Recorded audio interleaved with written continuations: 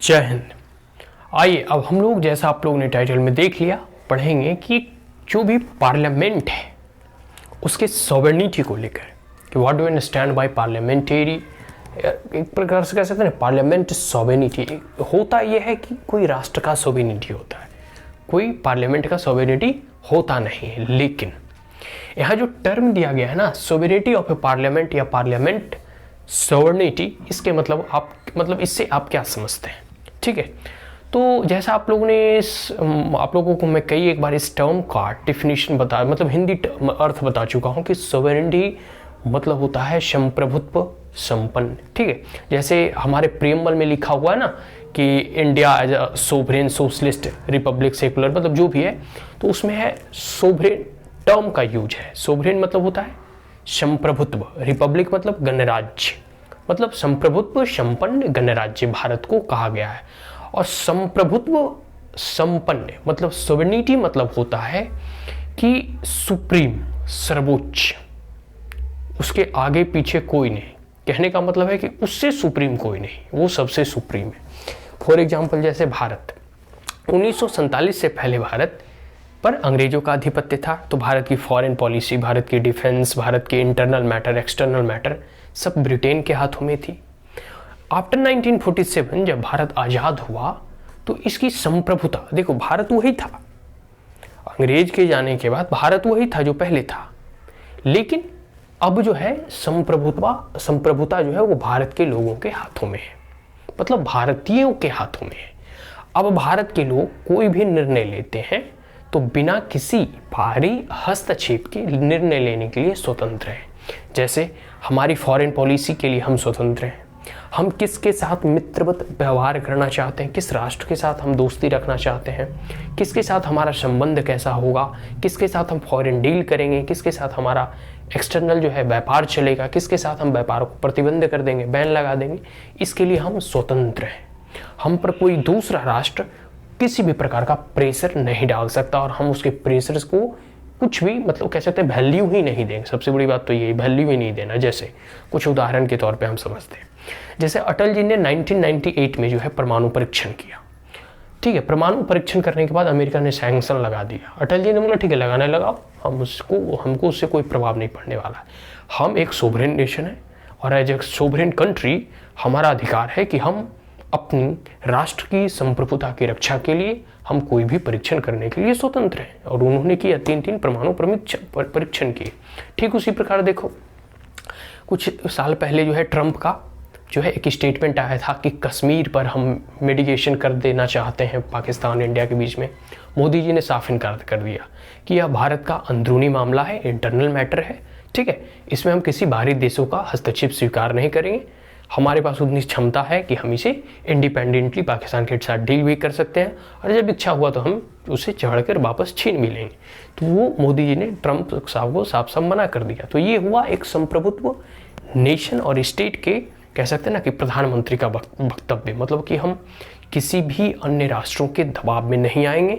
हमारी जो foreign policy होगी, हमारी जो इंटरनल पॉलिसी होगी, उसको हम बनाने के लिए, जो नियम कानून है उसको बनाने के लिए, उसे इम्प्लीमेंट कराने के लिए, उसे इन्फोर्स कराने के लिए हम स्वतंत्र हैं। हम किसी भी अन्य देशों पर आश्रित नहीं हैं, मतलब सर्वे सर्वा है। हम जो हैं बस हम अपने गणराज्य के लिए हम जिम्मेदार हैं और हम अपने नियमों के लिए हम जिम्मेदार हैं और हम स्वतंत्र हैं कोई भी नियम को, पॉलिसी को फॉर्मुलेट करने के लिए, रिवील करने के लिए, इनैक्ट करने के लिए। तो ये तो देश की बात है कि भाई देश जो है संप्रभुत्व संपन्न गणराज्य है। लेकिन यहाँ बात आती है पार्लियामेंट की। ठीक है, कि पार्लियामेंट किस प्रकार से सोवरेन है। तो सोवरेनिटी ऑफ द पार्लियामेंट या फिर पार्लियामेंट सोवरेनिटी, ये जो टर्म जो है बार बार यूज किया जाता है। देखो कोई भी डेमोक्रेटिक नेशन जहाँ लोकतंत्र की व्यवस्था है वहाँ जो है ना, या फिर हम लोग जब प्रीएम्बल पढ़ते हैं तो उसमें एक और टर्म आता है जो शुरुआत में है कि be the people of India. Be the people, be the people मतलब पीपुल कौन, लोग, आम जनता, आम इस देश के सिटीजन, इस देश के नागरिक। तो भारत का संविधान, भारत की पार्लियामेंट या भारत की जितने भी रूल्स एंड रेगुलेशन है, वो अगर अथॉरिटी कहीं से ड्राइव करता है तो वो be the people of India है, मतलब इस देश के नागरिकों के द्वारा। क्लियर है? तो हम लोग जो है सुप्रीम है और हम लोग किसे चुनते हैं? तो अपने जनप्रतिनिधि को चुनते हैं, संसद को चुनते हैं। संसद लोग कहाँ बैठते हैं? तो पार्लियामेंट में बैठते हैं, लोअर हाउस और अपर हाउस में, ठीक है। तो सबसे सुप्रीम कौन हुआ? संसद सुप्रीम हुआ। तो वही कहा जा रहा है कि sovereignty of the parliament, parliament की संप्रभुता, कि मतलब पार्लियामेंट जो है सबसे सोवरेन है, सबसे अधिक शक्तिशाली है, सबसे अधिक सुप्रीम है, क्योंकि वह will of the people represent करता है, वह एस्पायरेशन ऑफ द पीपल को डिनोट करता है। वो कह सकते हैं कि जो आम लोग हैं उसकी महत्वाकांक्षा, उसकी इच्छा, उसकी शक्ति को वह एक प्रकार से सिग्निफाई करता है, ठीक है, क्लियर है। तो जो भी कह सकते हैं कि नियम कानून बनाया जाता है वो संसद के द्वारा बनाया जाता है, जो भी पॉलिसी फॉर्मुलेट किया जाता है वो संसद मतलब पार्लियामेंट के द्वारा फॉर्मुलेट किए जाते हैं। तो ये चीज़ से कोई भी देश अगर हम अन्य देशों के साथ कोई बायलैटरल एग्रीमेंट करते हैं, उसे इन्फोर्स कराना हो, जैसे कोई यूएन का कोई भी जो है हम कन्वेंशन साइन करते हैं, तो जब तक वह हमारे देश में लागू नहीं होगा, जब तक कि वह पार्लियामेंट के द्वारा उसे रेक्टिफिकेशन ना मिल जाए। तो पार्लियामेंट की सर्वोच्चता हुई, मतलब लोगों की सर्वोच्चता हुई, जो इस लोग हैं वही लोग वहाँ चुन कर गए हैं। और एक प्रकार से पार्लियामेंट को इसीलिए सबसे सुप्रीम कहा जाता है, क्योंकि कोई भी डेमोक्रेटिक और लोकतांत्रिक व्यवस्था में जो लोगों का बिल है वो सबसे सर्वोच्च है, कि मतलब आम लोग हैं उसकी इच्छाएं के अनुरूप ही। जैसे सरकारें भी क्यों गिर जाती है? सरकारें इसलिए गिर जाती है क्योंकि वो मेजोरिटी खो देती है नो कॉन्फिडेंस में, मतलब वह लोगों के बिल को रिप्रेजेंट अब नहीं करती है, क्योंकि वो माइनॉरिटी में हो जाती है। अगर किसी सरकार के खिलाफ अविश्वास प्रस्ताव पारित कर दिया जाए तो वो सरकारें गिर जाती है, क्योंकि उसके पास बहुमत नहीं होता है। बहुमत नहीं होना एक मतलब है कि वो माइनॉरिटी में है, और देश चलाने के लिए बहुमत की आकांक्षाओं के साथ चलता है। जब लोग आपको अधिक लोगों जो का सब है समर्थन प्राप्त होता है, मतलब आधे से अधिक। तो यही चीज़ है, ठीक है। तो ये जो सोवेनिटी टर्म है वो पार्लियामेंट से जुड़ा हुआ है, पार्लियामेंट और संसद की संप्रभुता। तो associated with the British parliament, ये जनरली ना ब्रिटिश पार्लियामेंट से संबंधित है, क्योंकि ब्रिटिश में ना कोई भी रिटन कॉन्स्टिट्यूशन नहीं है भारत की तरह। वहाँ के जो संविधान जो मतलब कानून बना दिया वो कानून है, उसको ना सुप्रीम कोर्ट वहाँ की चैलेंज कर सकती है। इसलिए कहा जाता है ना कि ब्रिटेन का पार्लियामेंट सबसे सुप्रीम है, सबसे अधिक शक्तिशाली है। और जो कह सकते हैं कि अमेरिका का जुडिशरी है, जो सुप्रीम कोर्ट है, वो सबसे अधिक शक्तिशाली है। अब भारत में दोनों का सिंथेसिस है, दोनों का मिक्स है। अपने जगह पर पार्लियामेंट भी सर्वशक्तिमान है और अपने जगह पर सुप्रीम कोर्ट भी सर्वशक्तिमान है, मतलब हमारे यहाँ बैलेंस दोनों का है, मिक्सचर, सिंथेसिस ऑफ बोथ, ठीक है। तो पार्लियामेंट ब्रिटिश के साथ इसलिए जोड़ा गया है कि sovereignty means supreme powers, supreme, इसके आगे पीछे ऊपर नीचे इससे कोई टक्कर में नहीं, ठीक है। तो with in the state, state के अंतर्गत ये सबसे सुप्रीम है। तो ब्रिटेन में ना supremacy of power lies with the parliament, और होना भी चाहिए। पार्लियामेंट के पास सबसे अधिक शक्ति होनी भी चाहिए, पावर जो है पार्लियामेंट के साथ ही लाई करना चाहिए, बिकॉज वह लोगों के प्रतिनिधि हैं। और जैसे सुप्रीम कोर्ट के जज हो गए, ये सब जो है इलेक्टेड है, मतलब एक प्रकार से ये सिलेक्टेड है। और जो पार्लियामेंट है वो इलेक्टेड होते हैं मेंबर, मतलब इन्हें सिलेक्ट करके, मतलब इनडायरेक्टली ये मतलब कोई मेरिट पे या फिर जो भी जुडिशियल प्रोसीड्यूर्स है उसके तहत इनका सिलेक्शन होता है, ठीक है। लेकिन पार्लियामेंट में जो है इलेक्टेड है, वह चुनाव जीत कर आते हैं हर 5 साल में। तो ये चीज़ है, सुप्रीम होना भी चाहिए, मतलब supreme power lies with the parliament. तो ब्रिटेन में पार्लियामेंट के साथ लाई करता है। एंड नो लीगल जुरिडिक्शंस, और इससे संबंधित कोई लीगल जुरिडिक्शंस ने, कोई भी वहाँ की जो न्यायपालिका है वो पार्लियामेंट के द्वारा बनाए गए नियम कानून को निरस्त नहीं कर सकती। लेकिन भारत में किया जा सकता है। उसके बारे में आगे पढ़ेंगे। देखिए, एविड आइसी एक ब्रिटिश इमिनेंट जूरिस्ट हुए हैं, ठीक है। उन्होंने डिफाइन किया है, ठीक है, the principle of sovereignty of parliament, कि अगर कोई भी देश के जहाँ भी संसद है, अगर उसकी संप्रभुता सोवरेनिटी है, तो वो 3 इम्प्लीकेशंस उसके होने चाहिए, ठीक है। 3 आयाम। सबसे पहला है कि parliament make, amend, substitute, repeal any law.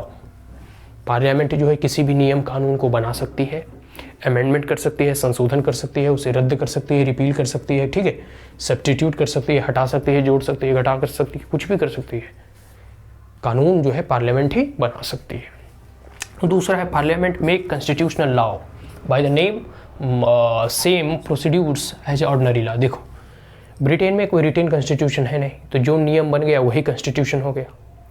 ठीक है, वहाँ कोई कॉन्स्टिट्यूएंट असेंबली का गठन नहीं हुआ था संविधान बनाने के लिए। वहाँ जो है कि जो ऑर्डिनरी लॉ है उसी प्रकार कॉन्स्टिट्यूशनल लॉ भी पारित किए जाते हैं। ठीक है, क्लियर हो गया। तीसरा है कि parliamentary law can not be declared and valid by the judiciary.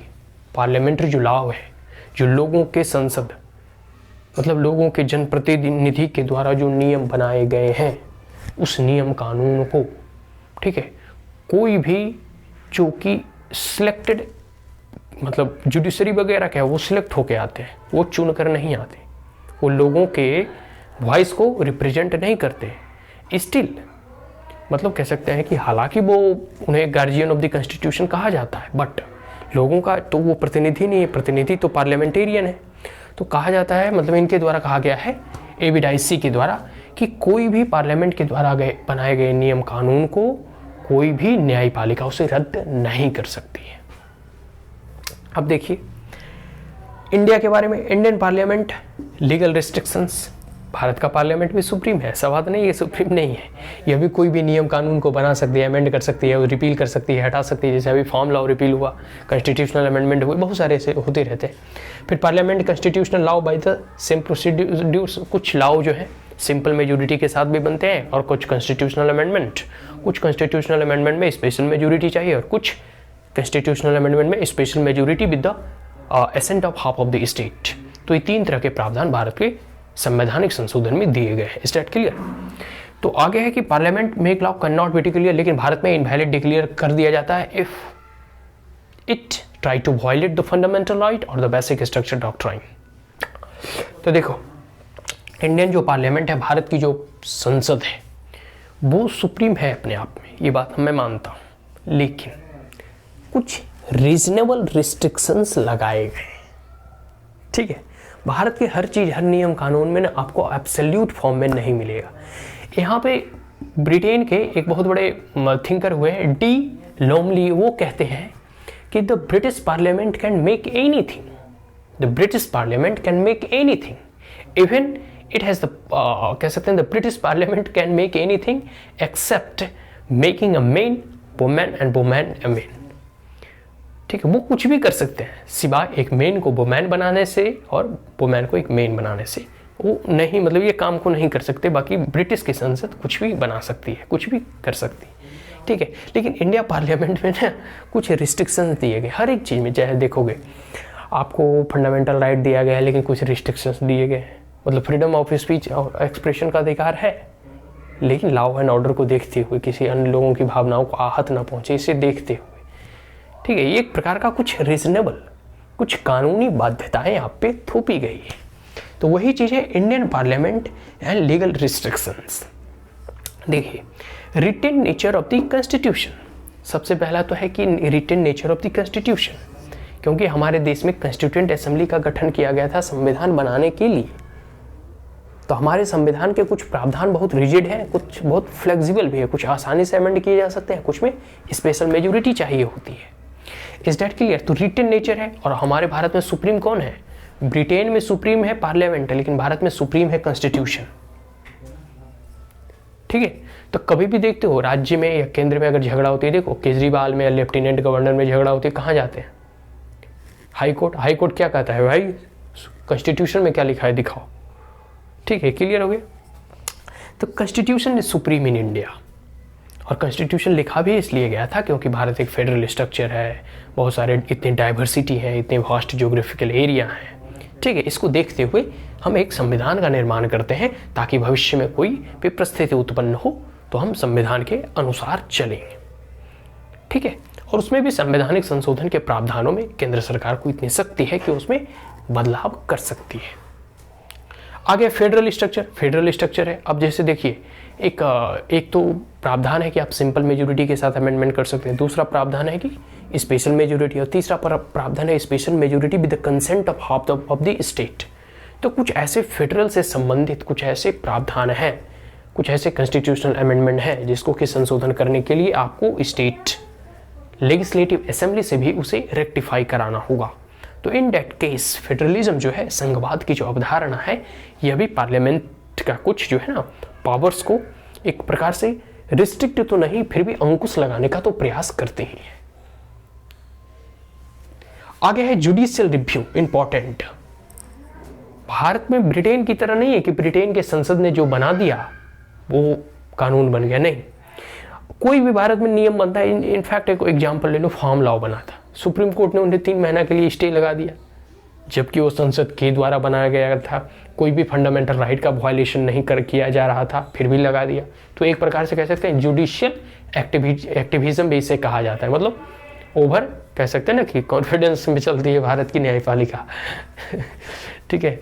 तो जुडिशियल रिव्यू के अंतर्गत कोई भी भारत के संवैधानिक प्रावधानों को या सरकार के नियमों को न्याय व्यवस्था के लेंस से गुजरना होता है। न्याय व्यवस्था जो है ना, लेंस लगा के देखती रहती है कि कहीं कोई ये फंडामेंटल राइट का वायलेशन तो नहीं कर रहा, कहीं यह जो बेसिक स्ट्रक्चर डॉक्ट्राइन है उसे तो फॉलो करता है या नहीं। अगर संविधान में दिए गए सभी प्रावधानों को यह अधिकार है पार्लियामेंट को कि उसमें संशोधन कर सकता है, या पार्लियामेंट को अधिकार है, लेकिन बस इस बात का ध्यान रखा जाए कि जो बेसिक स्ट्रक्चर की जो डॉक्ट्राइन आई है उसका वायलेशन ना करे। मतलब सुप्रीम कोर्ट सुप्रीम है, बट जो बेसिक स्ट्रक्चर की जो फिलॉसफी सुप्रीम कोर्ट के द्वारा आया उसका अगर वायलेशन करता है तो वह संविधान के द्वारा बनाए गए कोई भी कानून को उसे निरस्त कर सकती है। आगे है कि फंडामेंटल राइट, देखो भारत में रिटन कॉन्स्टिट्यूशन है, तो भारत के लोगों को कुछ मौलिक अधिकार दिए गए हैं। मौलिक अधिकार के बारे में ऑलरेडी डिस्कस कर चुके हैं, ठीक है। तो कुछ फंडामेंटल राइट्स दिए गए हैं और इस फंडामेंटल राइट्स को प्रोटेक्टर ग्रांटर है कौन, तो सुप्रीम कोर्ट और हाई कोर्ट।